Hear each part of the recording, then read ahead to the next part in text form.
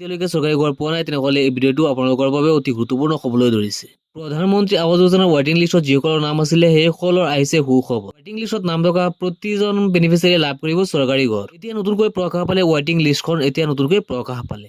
আৱাস প্লাছ ৱেটিং লিষ্টত নাম থকা সকলে লাভ কৰিব চৰকাৰী ঘৰ। আৰু এই লিষ্টটো আপোনালোকে কেনেকৈ চেক কৰিব ইয়াৰ সম্পূৰ্ণ প্ৰচেছ দেখুৱাম আমি এইটো ভিডিঅ'ত আমি লিষ্টটো ডাউনলোড কৰি দেখুৱাম। আপোনালোকে ভিডিঅ'টো অলপ স্কিপ নকৰিব। আৰু যদি কোনোবা আমাৰ এই ভিডিঅ'টো নতুনকৈ আহিছে তেনেহ'লে আমাৰ চেনেলটো ছাবস্ক্ৰাইব কৰি ৰাখিব।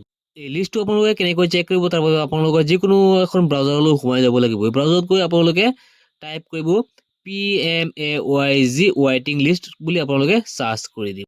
তাৰপিছত আপোনালোকে প্ৰথম যিটো লিংক পাব সেই লিংকতে আপোনালোকে ক্লিক কৰি দিব। ইয়াতে আছে PMAYG পাৰ্মানেণ্ট ৱেটিং লিষ্ট, ইয়াত আপোনালোকে অ'কে কৰি দিব। ভিডিঅ'ৰ ডিছক্ৰিপশ্যনত লিংকটো দিয়া আছে, সেইটো লিংকত ক্লিক কৰিলে আপোনালোকে ডাইৰেক্ট এইটো পিছত আহি যাব পাৰিব।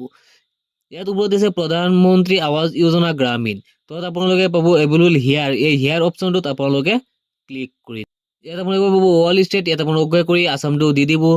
আকৌ চিলেক্ট কৰি ইয়াত অ'কে কৰি আপোনালোকে ডিষ্ট্ৰিক্টটো দি দিব। আকৌ চিলেক্টত অ'কে কৰিব, অ'কে কৰি তাৰপিছত ইয়াৰ পৰা আপোনালোকে আপোনাৰ নিজৰ যিটো ব্লক হয় এই ব্লকখন আপোনালোকে ইয়াৰ পৰা দি দিব। তাৰপিছত আকৌ চিলেক্ট অপশ্যন পাব, এই চিলেক্ট অপশ্যনত অ'কে কৰি আপোনালোকৰ যিটো পঞ্চায়ত হয় পঞ্চায়তটো আপোনালোকে ইয়াৰ পৰা দি দিব। পঞ্চায়তটো দিয়াৰ পিছত এটা কেপচা কোড আহিব, কেপচা কোডৰ যিটো প্লাছ মাইনাছ যিটো আছে শুদ্ধ আনচাৰটো আপোনালোকে ইয়াত বহুৱাই দি তলত পাব আপোনালোকে ছাবমিট অপশ্যন, এই ছাবমিট অপশ্যনটোত আপোনালোকে অ'কে কৰি দিব। ছাবমিট অপশ্যনত অ'কে কৰাৰ লগে লগে অলপ লোডিং লৈ আপোনালোকৰ সন্মুখত সম্পূৰ্ণ লিষ্টটো আহি যাব। এই চাওক সম্পূৰ্ণ লিষ্টটো আহি গৈছে।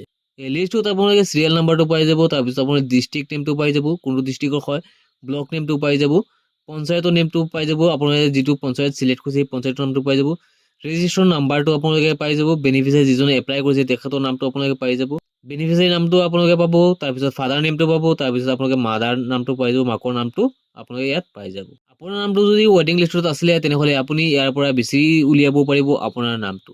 এই লিষ্টটো যদি আপুনি ডাউনলোড কৰিব বিচাৰে তেনেহ'লে আপুনি ওপৰত যাব লাগিব। ওপৰত আপুনি পাব ডাউনলোড এক্সেল, ডাউনলোড PDF, ইয়াত আপোনালোকে অ'কে কৰি ডাউনলোড কৰি ল'ব পাৰিব।